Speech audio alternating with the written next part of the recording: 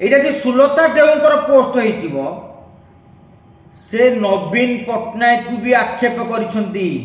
नवीन निवास जदि विजु जनता दल मंदिर शंख भवन ताहले कौन देवाशीष सामंतराय कौन पाई राति रे सोई पड़िथिले केउ कारणरू कौनसी कारणरू से कारणटी से लिखि पारि नांती। जदि सोई पड़िथिले आपण डाकिबारे कोन असुविधा थला सांग होइकि आपण सांसद भाव एकाठी हंती ना फाट सेठी सृष्टि होइतला। तरबर भाव बाहापिया देखाई बास्पोर्ट मारी तुरुतुरिया है पोस्ट करिवार परिणाम अतीत रे अनेक नेता मध्य भोगी। अच्छा गोटे कथा बुझीगलानी जे आंदोलन करुछंती मुन्ना तो सुलता देव कहीं सीधासल भाव में देवाशीष सामंतराय को एभली भाव में घंटाए पूर्व गोटे ट्वीट तापर आउ गोटे ट्वीट कर जोटि कि पुलवामा अटैक फटोचित्र रही।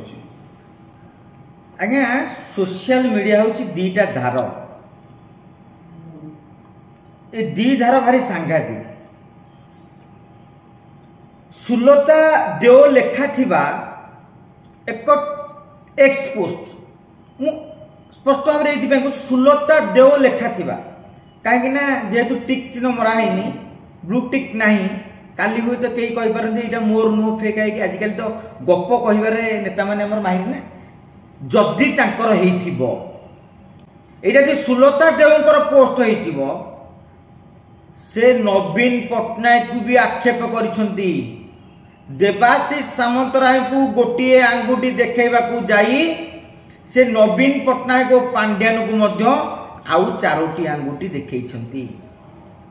केमिति से लेखिले पुलवामा शहीद मनोज कुमार बेहेरा कक्का को देवाशीष सामंतराय धक्का मारिबा परे क्षमा मागिबाकू श्रीजुक्त पांड्यान सेतेबेले चाप पकाइथिले जहा फल श्रीजुक्त सामंतराय राग पांड्यान को ऊपर थिला।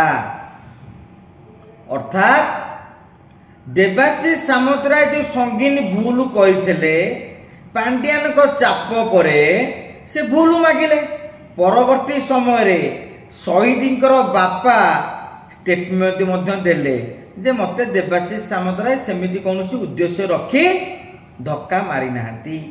सेतेबेले गणमाध्यम रे चर्चा हला जे आपण माने तांको टंका कि अन्यान्य सुजोग देखिकी प्रलोभित करिसंती। सेतेबेले माने खंडन करिथिले। आंकर समर्थक गणमाध्यम रे लेखा जाउतला परिवेशन पूरा यूट्यूब देखिबे एमाने मोर आज स्पष्ट मने पडुची जे याकू जानि सुनि कि अन्य चैनल गुड़िक इश्यू करुछंती। देवाशीष सामंतराय सेमिति किछि करि नथिले तांकू प्रभावित कराय नथिला किंतु आज सुलता देवकर पोस्ट एकथा कहूची से दिन विजु जनता दल पांड्यानकर परामर्श क्रमे गोटे बड़ अपराध को मध्य घंट घोड़ाई देथिला।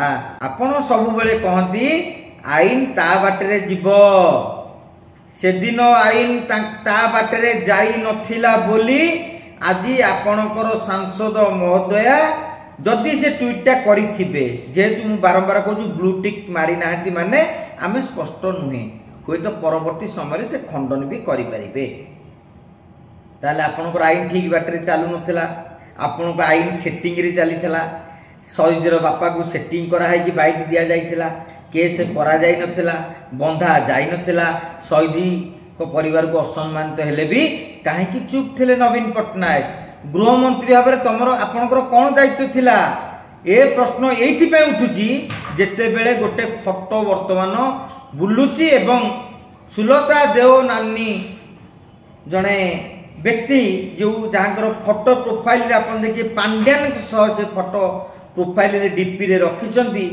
नवीन को फोटो रखी ना हुए तो कौन कारण होता पारे जे पोस्ट कर जना थी तेल किए मारुची आज्ञा पांड्यान को तेल मारिया को जाई नवीन को बार बार बदनाम शिकार हवा पड़ुछि। तेणु नवीन बाबू की पदक्षेप नेबे आमे देखियो किंतु ता तल को जोटा रही नवीन निवास आम मंदिर बोली लिखा है नवीन निवास आम मंदिर ताकू एमती कलुषित करा नवीन निवास जदि विजु जनता दल मंदिर ଶଙ୍ଖ ଭବନ ତାହେଲେ କ'ଣ? ପାର୍ଟି ଅଫିସ କି ସମସ୍ତେ କହନ୍ତି ଆମ ଦଳର ଏଇଟା ମନ୍ଦିର। ତେଣୁ ନବୀନ ନିବାସ ବିଜୁ ଜନତା ଦଳର ପାର୍ଟି ଅଫିସ ଥିଲା। ସେଠି ବିଜେଡି ସଭାପତି ଆଉ ତାଙ୍କର ପରାମର୍ଶଦାତା ବସୁଥିଲେ। ତେଣୁ ଯଦି ଆମେ ପ୍ରତି ପଦକୁ ନେଇକି କରିବା ନା, ବହୁତ ରାଜନୈତିକ ସମୀକରଣ ପଦାକୁ ବାହାରିବ ଏବଂ ଆପଣ ସ୍ୱୀକାର କରିବେ।